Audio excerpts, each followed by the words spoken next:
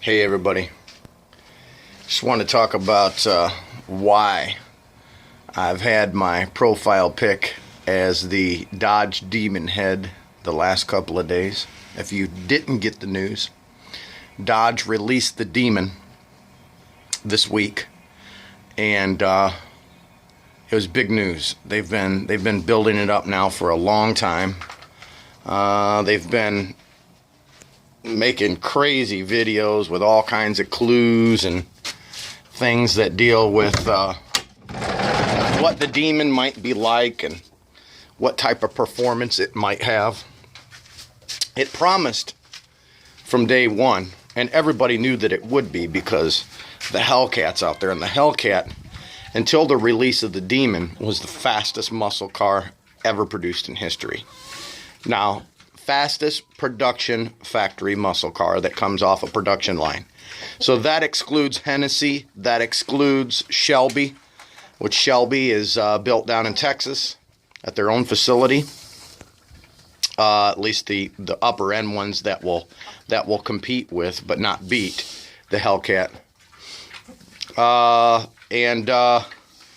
So Dodge comes out after already holding all the records for the most powerful V8 ever produced in a production or released in a production car, and they released the Demon, which is absolutely astonishing. This car, being a street racer, a professional street racer for some years, I actually made a living doing it. I can tell you that if you got a 14-second car, you're in the game. If you got a 13-second car, you got a fast car. The Demon came right out of the box, right off the showroom floor, right off the assembly line. Tires and all, no modifications whatsoever necessary. Stock factory tires, everything.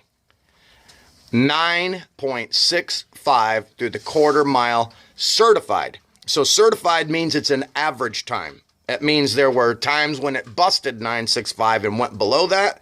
There were times when it went above 965, but never above 10, ever. And so the NHRA certified the official time as 965 and then banned the car from competition. The fastest car in the world, period, bar none, end of story. There's never been a Ford that will touch it. There's never been a Chevrolet or any GM product that'll touch it. There's never been a Ferrari, Koenigsegg, Porsche, Lamborghini, Pagani, you name it. All of them are slaves to the Demon. The Demon owns their ass. Every one of them. This car, right out of the box, right off the assembly line, will pull the front wheels 3 feet off the ground. No car in history does that. Not even the 4x4 Nissan GTR Nismo will touch this thing on traction. It pulls 1.8 Gs out of the gate. That's a world's record. 0 to 60 in 2.3 seconds. That is a world's record for any and every production street legal car that's ever been manufactured. Period. I think at this point, because I showed it my dad's a big Ford man, and he got mad. He turned that off. I ain't watching it no more. It was funny. But he got mad because Chrysler is the king. It's always been the king. They're always going to be the king. And here's what I mean by that. I think the horsepower race at this point for drag racing is over. Now, everybody's sending me these things of this Hennessy Exorcist Camaro with 1,000 horsepower. I got news for you. That thing is 0.4 of a second behind, damn near 0.4. It's 3 and some change, but damn near 0.4 of a second behind the Demon through the quarter. Okay, it did break the 10s, but it's a nightmare keeping it on the ground. The Demon ain't just an engine. The Demon ain't just a transmission that shifts in microseconds, okay? The Demon is a complete drag car. There is work on the suspension of this Demon that it would cost me, a backyard mechanic, it would cost me research and development and building it. I'd have 150 grand in that thing, just getting it right with the frame and everything else. This thing locks and launches. It leaps out of the hole like a frog. I've never seen anything like it for the street. There's never been anything like it for the street. I don't care how much money you want to spend. You want to go out and get a Bugatti Veyron. This thing will tie that Bugatti Veyron in knots while it's yanking 3 Bugattis behind it backwards in figure 8 patterns and still beat it through the quarter mile. I mean, there ain't even no comparison. This thing is, it's a beast. It's a demon.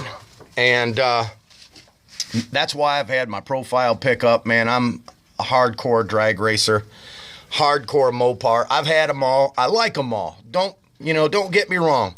When I grew up, Dad had an old muscle car business, and I drove a different muscle car to school every day. The people that went to Anthony Wayne with me know that I had brand new Porsches. I had all kinds of Mustangs with blowers hanging out of the hood and everything else. But I settled on Chrysler because, I ended up being a street racer, and I didn't like getting my ass beat. I'm a pretty sore loser. So, I just went with the horsepower. And, the Hellcat, man, I'll tell you what, when that thing came out, it blew my mind. But this thing here, the Demon, this is different than just dumping a bunch of horsepower into a car like Hennessy just did with The Exorcist. That's not going to help you. That's not going to help you. If you can't get that sucker to lock up, all you're going to do is be the most badass burnout machine on the planet. But there is no way that there is any car out there, or for that matter, an aftermarket car developer with the technology to make a reliable, streetable, warrantyable, insurable car that can be driven daily to go get groceries, to take it to church, to go pick the kids up safely and controllably. There's no other car in the world. I mean, you don't have the resources that Chrysler does, and it shows. They are the kings of all kings. Mopar or junket. Ford boys, you got to eat crow, boys. You're slow. You ain't even in the game, boys. Matter of fact, your stuff is junk. Your stuff is junk. I could pull 4 cylinders on that Demon and still whip your Super Snake Shelby GT500. Chevy boys, thank God for Hennessy, man. He's the only one that even keep you in the game, that even close. But at that, let me tell you, when you bust 10s, 3 almost 4/10 of a second is about 6 or 8 car lengths at the end of the quarter when you start getting into the mid-9s. So you boys are smoked, and there's really nothing you can do about it. It's the end of the horsepower war. Ford and Chevy and the rest of them, I don't think the government's going to allow this much longer, because now this is pro-performance. Regular average Joes don't have the knowledge to be able to properly respect horsepower and capability like this that bust through the 10s and into the 9s, nor do they have the skill level. You gotta have your shit together, and you have to know what drag racing's about, and you have to have done it for a while to be able to handle any car that'll go sub 12s, let alone 9s. I mean, from 12 to 9 is light years. That's why I didn't think any street legal car would ever break into the 9s. But the Demon is incredible. It's handleable. It's computer controlled handling and all that. It's just, it's taken a lot of the human equation out of it as far as skill, but still at that, I don't think that the government's going to allow this type of a war to continue. So I think the Demon settled the score once and for all.